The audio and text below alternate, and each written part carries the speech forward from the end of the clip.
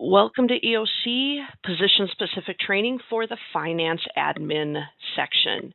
Today's training is primarily meant to provide you with an overview of each of the functions within the finance admin section, teach you how each EOC section will interact with the finance admin section, familiarize you with position-specific responsibilities, go over what specific responsibilities your position will interact with, and finally provide you tools to help you carry out your position responsibilities. Essentially, this course is meant to provide you with as many tools as possible to carry out your position responsibilities. Upon completion of this training, you will have a better understanding of the roles and responsibilities of the Finance Admin section within the Emergency Operations Center. You'll better understand position-specific responsibilities, how each position interacts with each other, and have an understanding of what EOC forms the Finance Admin section is responsible for. So let's do a little refresher on the EOC structure using some of the slides that you've seen previously in EOC 101. There are 5 functions within the EOC: management, operations, logistics, and finance admin. This is a NIMS and ICS concept, therefore it's mirrored at every level of response from local to state. The EOC structure is meant to be expandable and flexible. It works off the principle of only activating what you need. Therefore, the positions will be dependent on the response level. What does the incident need?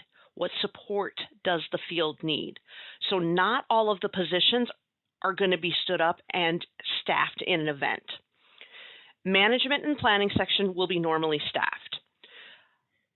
The rest of the sections, if they're stood up, the coordinator, that general staff position, is responsible for all of the duties in their section if they do not stand up units below them.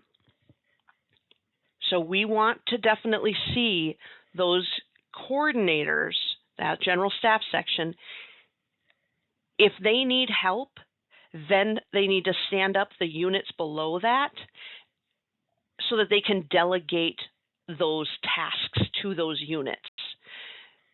Otherwise, they will be responsible for all of the duties of that section coordinator. So what does each section do? The roles and responsibilities of the management section is to develop overall incident objectives. They're signing off on that EOC action plan. Our operations section, they're assisting with developing that strategy. They're identifying, assigning, and supervising any resources that are needed to accomplish those incident objectives. Our planning section, they're going ahead and creating those status reports as well as managing the planning process, that planning P that we're going to talk about, and they're going to produce that EOC action plan. Logistics, they're ordering those resources for us, as well as helping develop that internal transportation and communication plan. And this finance section, they're going to help keep track of those costs. If we need to develop any cost analysis, they're going to make sure that our EOC action plan falls within the financial limits that was established by either the EOC manager or our county administration.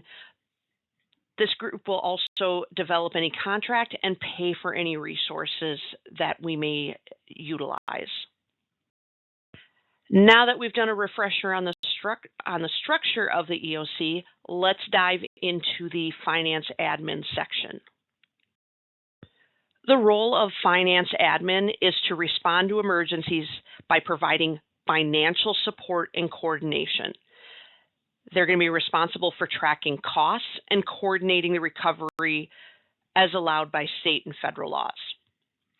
To the greatest extent possible, this section is going to manage financial systems necessary to keep the county functioning during a disaster or emergency. These systems may include payroll, payment for goods and services, revenue collection, claim processing, cost recovery documentation, and recording of financial transactions.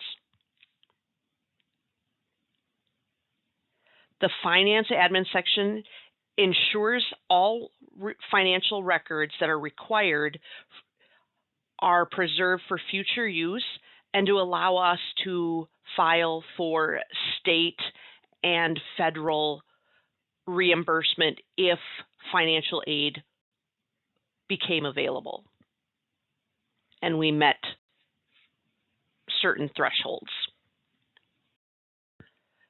Some of the key skills that our finance admin section team members will have: purchasing powers, knowledge of cost tracking systems, access to timekeeping. They've already got fiscal management skills and training. And if we have an injury in the EOC with any of the county staff, we have members that are well versed in claims management for workers' compensation and paperwork necessary to report that. What can finance admin do pre-event to prepare? Having advanced knowledge of sources for key equipment and personnel, knowledge of those purchasing policies and procedures is very important, and understanding state and federal recovery guidance. This allows us to make sure that we are collecting the correct information, that if we get to apply for financial assistance, we meet those requirements without having to go back and try to collect that information after the fact. Having knowledge of pre-existing MOUs with any vendors, what those procedures for processing travel and expense claims, processing purchase orders, being able to understand sample rental agreements and procedures and pushing those through, ensuring that we understand what the spending authority, establish that spending authority, who, what, how much. Having that identified pre-event is another great thing that we can do. And then having awareness of the county's property management requirements, as well as any systems that we currently utilize for maintaining accurate records of costs for the disaster. To keep the incident response moving forward, we follow an incident management strategy called the Planning P. This just allows us to quickly and easily replicate and identify the meeting schedule for the day. What is those meetings? What are we going to talk about? What is the purpose? What are the outcomes? Who goes? Having all of that in order, and we just do this every day. It's just a cycle. So it's a great tool for us to manage these incidents. So some of the things that will happen after an incident occurs, we're going to activate that EOC. Our EOC manager is going to then go meet with the incident command or the unified command. They're going to figure out what's going on. They're going to then take that information.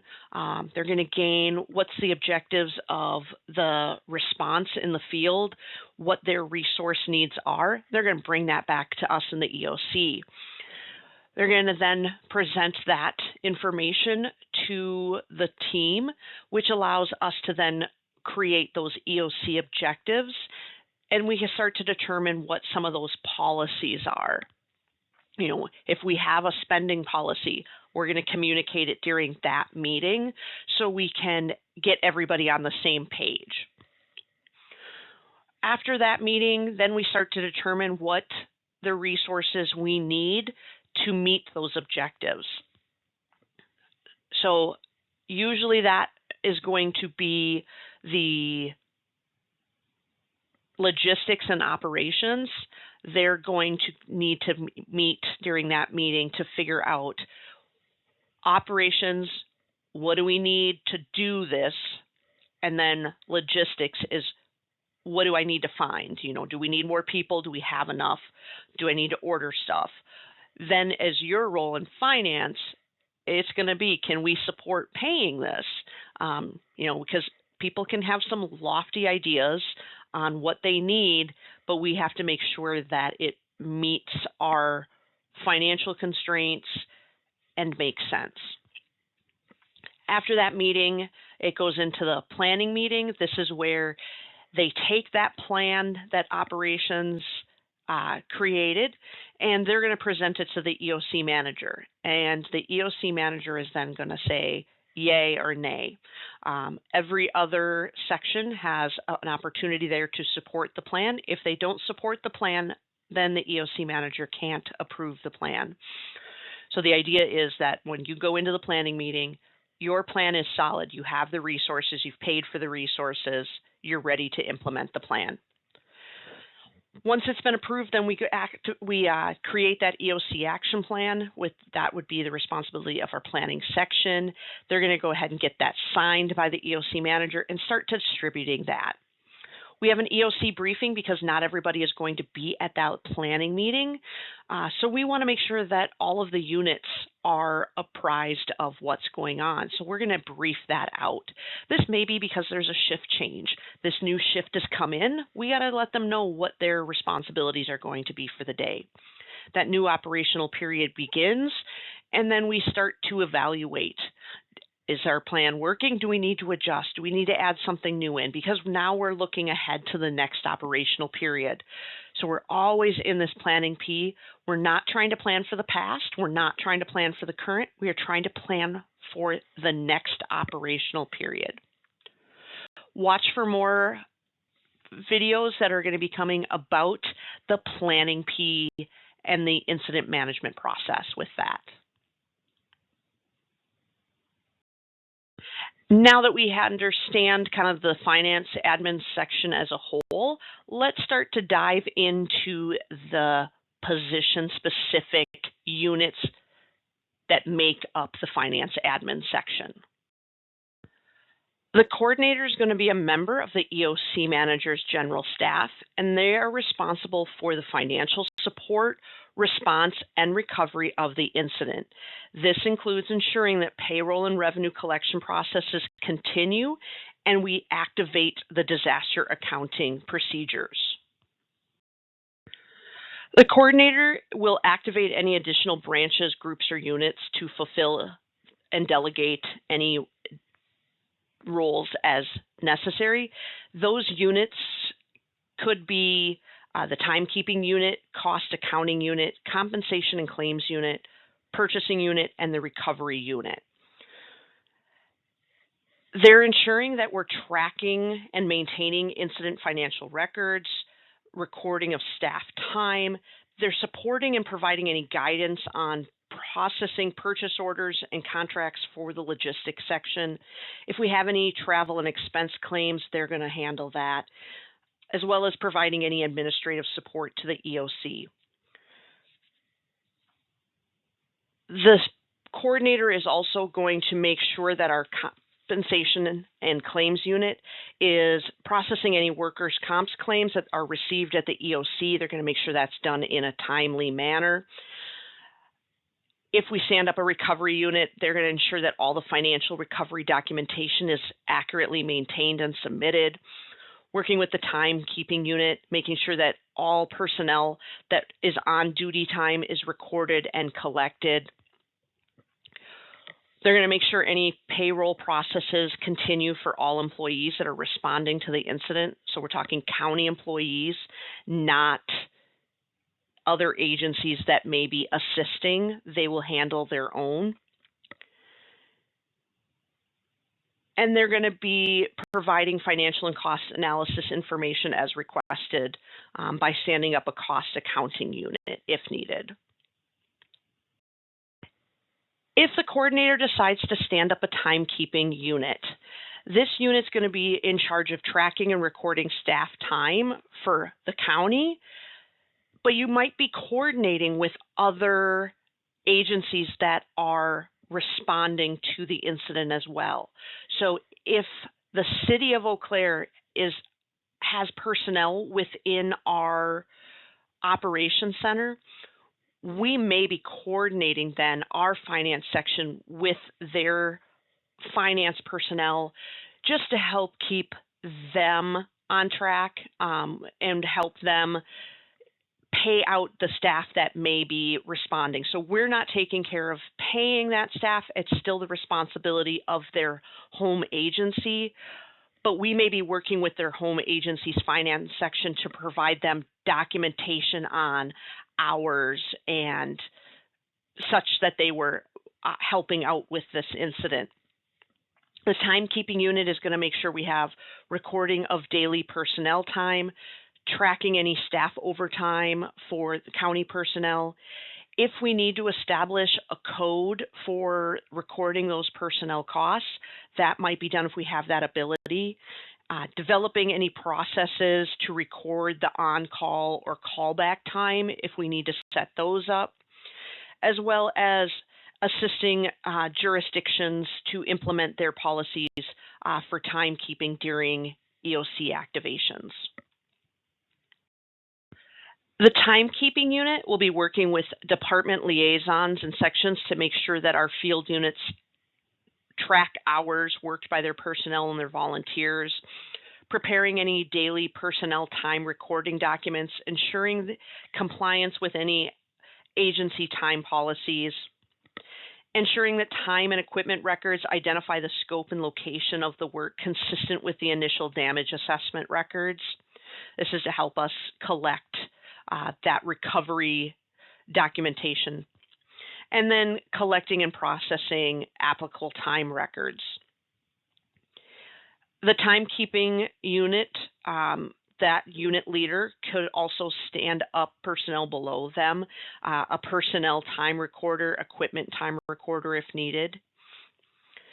They're going to be tracking and recording those staff times for all personnel and volunteers. Those include the hired and contracted, working with the incident, and they're going to be closely working with the resource status unit of the planning section.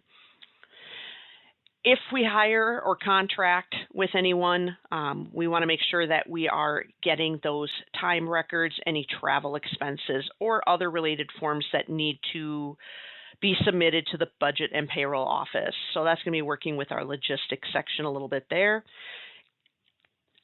Submitting some cost estimates to our cost accounting unit. They're also going to assist other units for developing that system for collecting personnel and equipment time reporting. And then they're going to oversee the recording of the time for all equipment assigned to the incident, working with that resource unit of the planning section. Our cost accounting unit, they're going to provide cost analysis associated with jurisdictional operations, provide proper identification on all equipment and personnel that are requiring payment, record all cost data analysis and prepare estimates of costs, and maintain accurate records of those costs. They're going to provide the coordinator with up-to-the-minute costs associated with the emergency. And again, when no cost accounting unit leader is stood up, the coordinator is going to be responsible for all the activities of this unit. The unit leader for the cost accounting unit is going to be responsible for collecting and maintaining documentation for the incident to help with the planning and recovery efforts. That documentation, they're going to closely work with our documentation unit to make sure that all of the paperwork, including position logs, status reports, action plans, all of those everything, all the documentation is maintained for the life of the incident and for the documentation maintenance purposes. They're going to supervise any personnel that may be assigned to the cost accounting unit. They're going to gather fiscal recovery information from agencies that are providing emergency response support and assistance. working with the timekeeping unit and the resource status unit within the planning section. They're going to make cost-saving recommendations to the planning section coordinator and making sure that our financial assistance documentation that's necessary to recover any allowable emergency expenses that we're able to then collect that information. And this person's also going to act as a liaison if we have to bring in federal adjusters and coordinators in a large-scale event. So if we have an incident at the Emergency Operations Center and someone is injured, or we have property or equipment damage, the compensation and claims unit will be brought in. They're the foremost experts on what information is needed to file for workers' comp. They know the systems. They can provide those investigations. They can document any witnesses to the injury or the property loss or damage. They're going to coordinate with the safety officer to identify any safety concerns that are associated with the injuries or claims.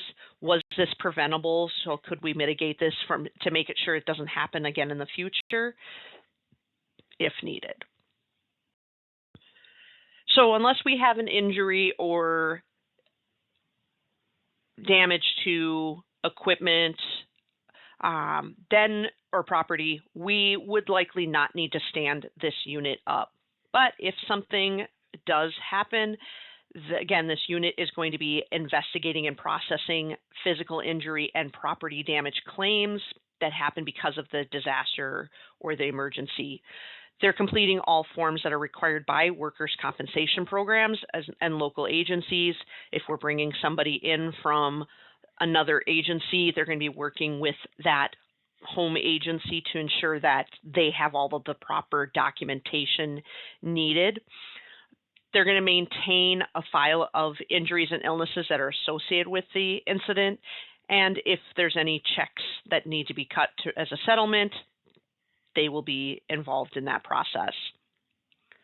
If we have to assign any additional personnel to this unit, the unit leader will be supervising them. We do have a couple EOC forms that we can use to manage this and track.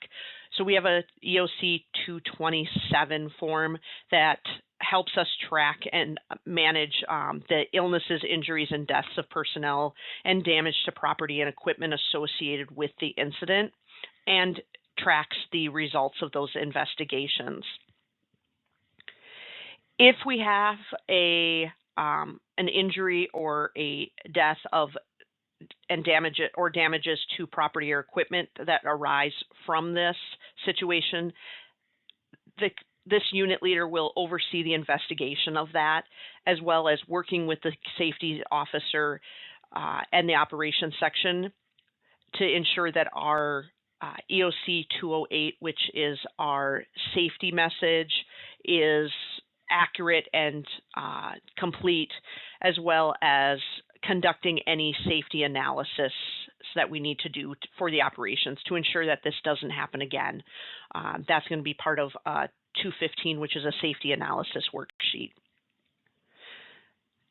And again, this unit leader is also going to coordinate incident personnel and volunteer injury claims with the appropriate entities, being the agency's workers' compensation provider or a state volunteer program if it's a volunteer. The purchasing unit, they're going to be tracking all of those EOC purchases. They're going to be working with logistics section to establish some local and reliable vendors and sources of equipment and personnel supplies if needed. They're going to coordinate with the supply procurement unit in case there's a need to exceed any established purchase order limits. And they're coordinating any vendor contracts that may not be a part of existing approved vendor lists. So if we have to assign any additional personnel, the unit leader will supervise those personnel, but otherwise the unit's going to be responsible for any financial matters involving vendor contracts, coordinating those vendor contracts that might not previously be addressed by existing approved vendor lists. They're going to coordinate with logistics and operations section on all matters involving the purchase, hire, contract, rental, and lease of resources. This unit is also going to verify cost data in pre-established vendor contracts and agreements and provide that data to the cost accounting unit. They're going to coordinate with the logistics section to ensure that purchase orders and contracts are developed in a timely manner and coordinate that with the supply and procurement unit to determine those needs. In addition, they're going to ensure all contracts identify the scope of work and the specified site locations, coordinating with the section coordinators and the action plan as well. If we need to, they're going to negotiate rental rates that may not already be established or purchase price with vendors as required. The team will also finalize all agreements and contracts as required, preparing and signing contracts as needed with the guidance from the finance coordinator. If the incident is large scale and involves multiple jurisdictions, we may look to stand up a recovery unit. The recovery unit is responsible for gathering documents to submit for recovery purposes, so think reimbursement.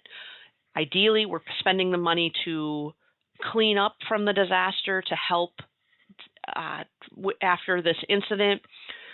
We want to then, if we're eligible, we want to make sure we get some sort of reimbursement back. So this unit is going to gather those documents, complete any forms necessary for the request for assistance. They're going to coordinate any establishment of any assistance centers needed, as well as coordinating with any state and federal agencies on the recovery efforts. And they're also going to be working on those damage assessment teams, coordinating with them. So again, this unit may not be stood up in smaller incidents, but if this becomes a large scale, lots of agencies, lots of potential reimbursement opportunities, we would likely stand up a recovery unit. We do have the availability to bring in trained personnel from the state or federal if needed. So this position may not necessarily be stood up at the county level, but having someone understand how to initially get the recovery paperwork and documentation started until we can get somebody in is definitely going to be important. If we do stand up a recovery unit, they're going to be responsible for executing procedures to capture and document costs related to the emergency or disaster. Any personnel that are assigned to the recovery unit, they will supervise. This unit's going to collect and maintain the documentation of all disaster-related information. That includes personnel and resource costs that may be eligible for reimbursement from FEMA or the state of Wisconsin. This unit leader is going to coordinate with planning sections if we have an advanced planning unit established, the documentation unit, and any other finance and admin sections. They're going to coordinate the fiscal recovery with disaster assistance agencies. They're going to prepare and maintain a cumulative cost record for the incident or disaster, coordinating that with our timekeeping unit and cost accounting unit. Also going to ensure that a disaster accounting system is established and includes any kind of an exclusive cost code that allows us to quickly identify the costs associated with this response. They're going to also act as a liaison for neighboring jurisdictions, state, federal, and disaster assistance agencies to coordinate the cost recovery process, as well as preparing any state and federal documentation as necessary to recover those allowable disaster response and recovery costs. They will also organize and prepare records for financial audit. and if necessary, assist the EOC coordinator and planning section with any after action reports. So some of the things to think about and to understand about the recovery unit is they're looking at how to recover as much of the cost as we can. So if we use the example of a road washes out with heavy rain, we have costs that are associated with barricades and cones. How many did we use? How long were they in use? If we had any staff or equipment assigned to that road, so the number of people that we sent to put out those barricades and cones, how long were they assigned to the task, what vehicles were used. We have the total damage of the washout, so we're going to be working with highway departments and public works to get the cost of that damage. And then what's the cost of the total cost for the equipment to repair that damage? How many people? What was the type of equipment used? What equipment was used and for how long? This is all information that we have to collect in order to be eligible and ask for reimbursement. So that leads me to the next section. Let's talk a little bit about disaster funding. How are we being reimbursed following a disaster? So in order to be eligible for a presidential disaster declaration, an event must overwhelm both state and local response and recovery efforts. We have to meet a county-wide damage threshold of $4.60 per capita. So we take our population and we multiply that by $4.60, and that determines our threshold for the county. Municipalities also can do that as well. If they are the applicant for disaster reimbursement, they would only be $4.60 of their municipality's population. In order to meet a statewide damage threshold, it is currently $1.84 per capita. So that means that in order for the state to meet a damage threshold, they have to have nearly $11 million in damage. So meeting a statewide damage threshold is going to be pretty difficult. For us as a county, we're going to be over $400,000 that we're going to have to meet. So that's $400,000 amongst all of the municipalities across the entire county. We have to meet $400,000 of over $400,000 of damage. That $4.60 per capita. If this disaster did meet the federal met the state requirement and it met so that we can ask for federal assistance, the president will then provide FEMA FEMA can then provide 75% of the eligible documented costs, with the state of Wisconsin providing 12.5% of that eligible cost and the local government sharing the 12.5%.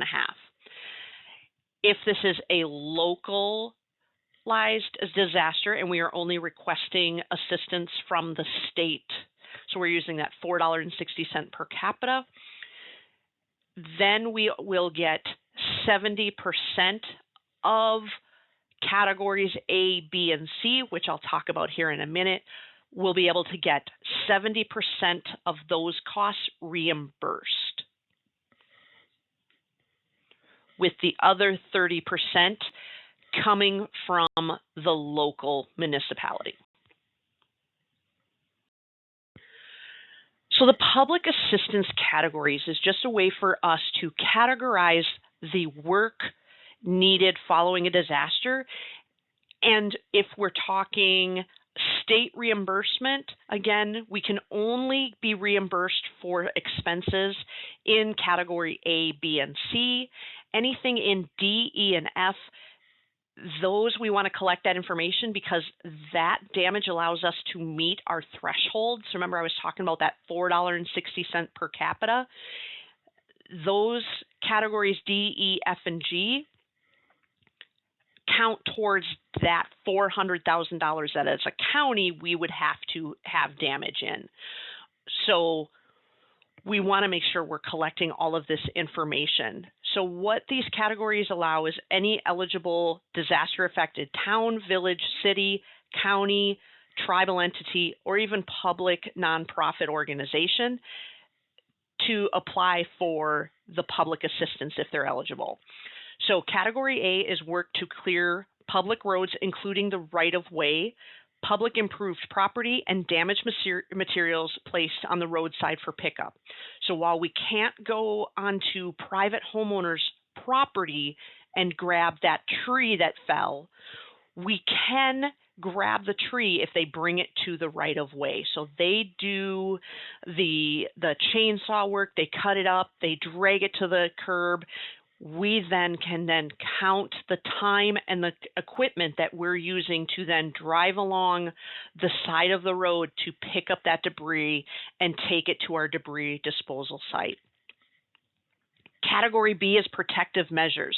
These are any actions taken to protect lives and property, which accounts for providing safety barricades, signs, area security. If we had to do sandbagging, this would be accounted for in category B. If there's any overtime for force account employees, both regular and overtime for temporary hires are eligible, along with the equipment and materials. Category C, of the last of the categories, this falls under more public works.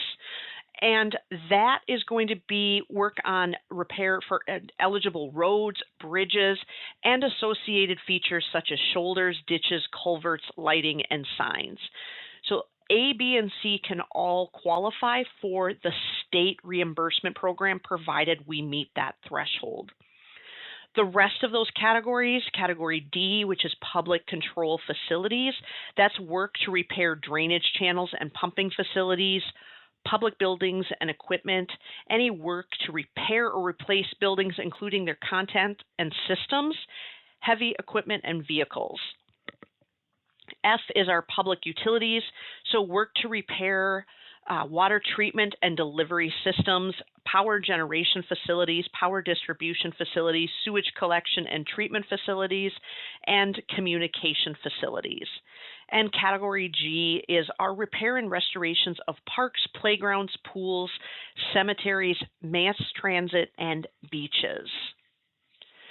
We have a lot more guidance available to us from FEMA, from the state, that is available to help you understand additional information that is involved in public assistance.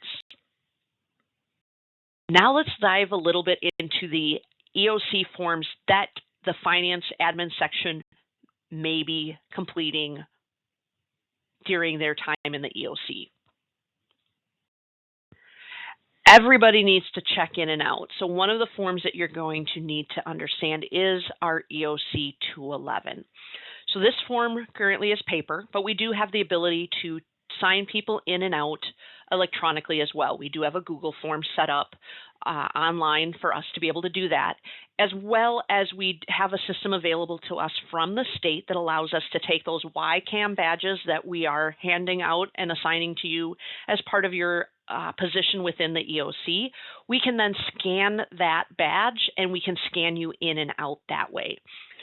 This allows us to track our personnel, how long they were on the scene, any volunteers that we might have brought in, just a way for us to track all of that. So we can, one, catch those hours and costs associated with that person in the recovery side, as well as if there was any question, was a county employee at the EOC for this because they signed in, we have a verification way of doing that. So everybody will sign in and out on some sort of a 211 form, whether that be a paper form or using our digital capabilities.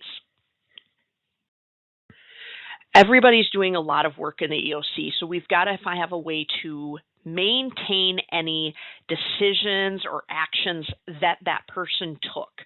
So the paper way of doing that is this EOC 214.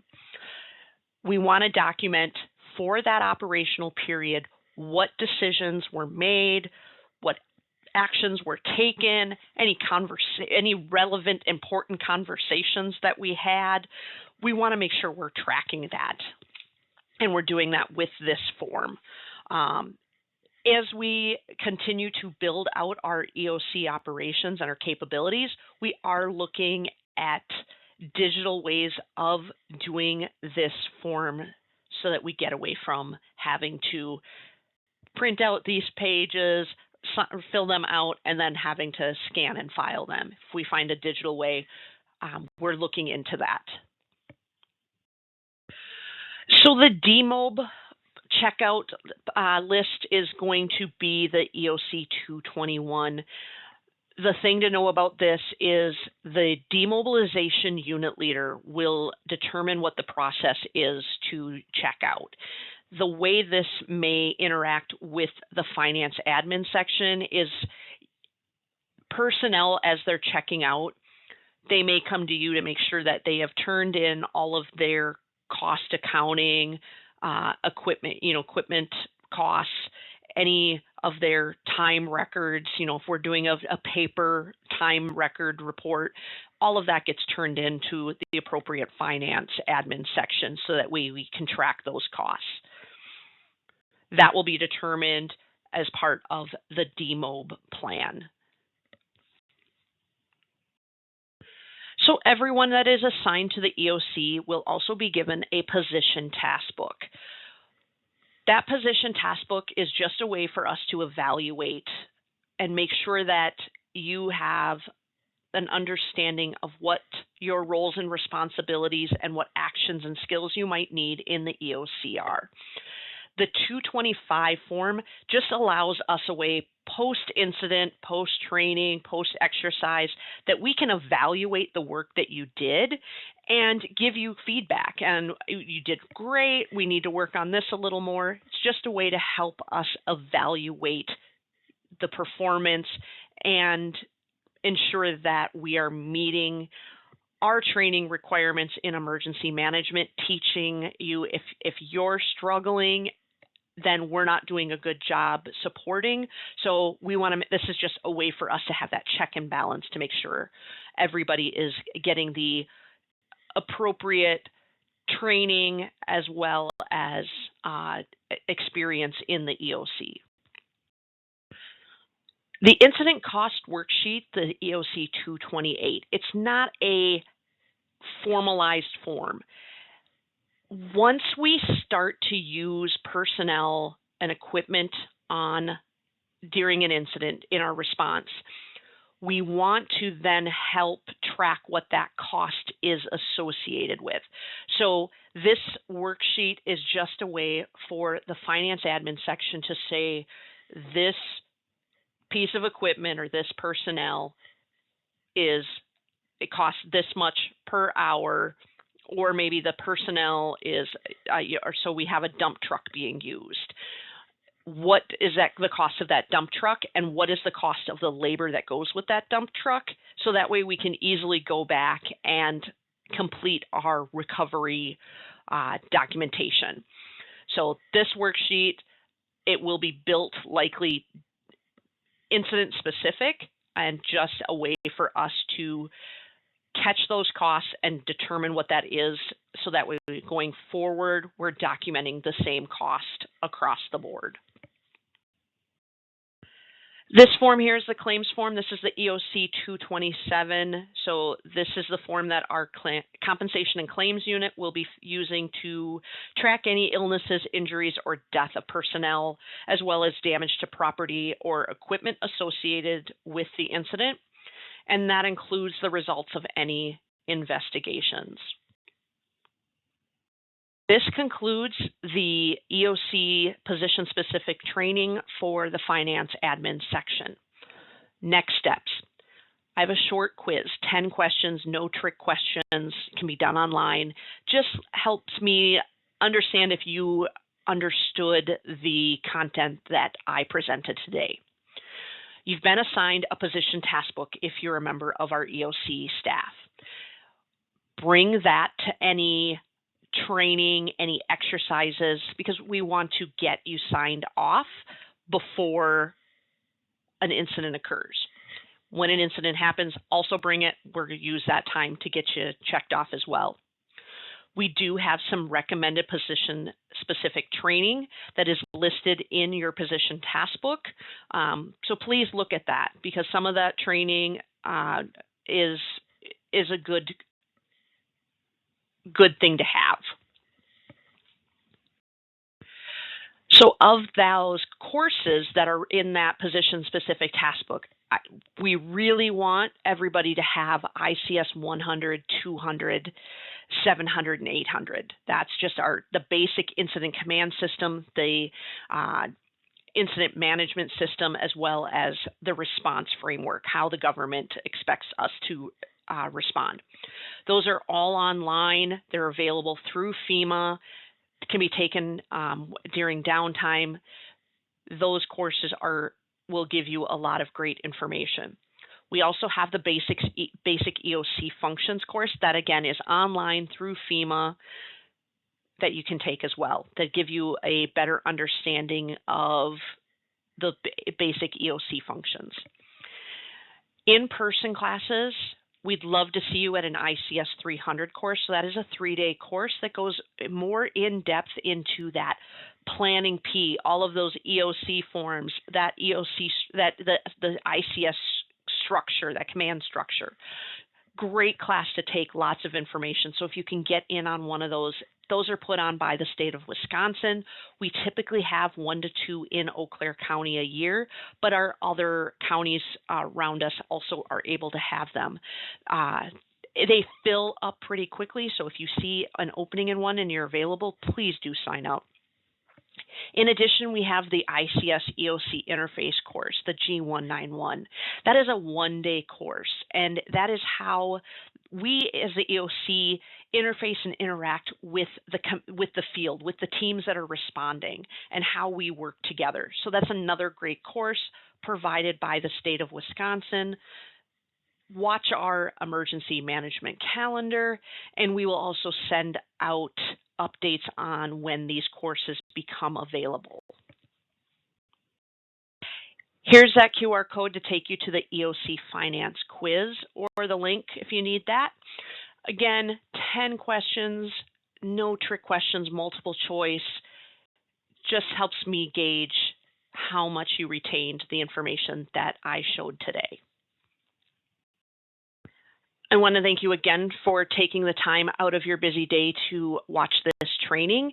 If you have any questions or feedback, please email us at emergency.management@eauclairecounty.gov. Thank you.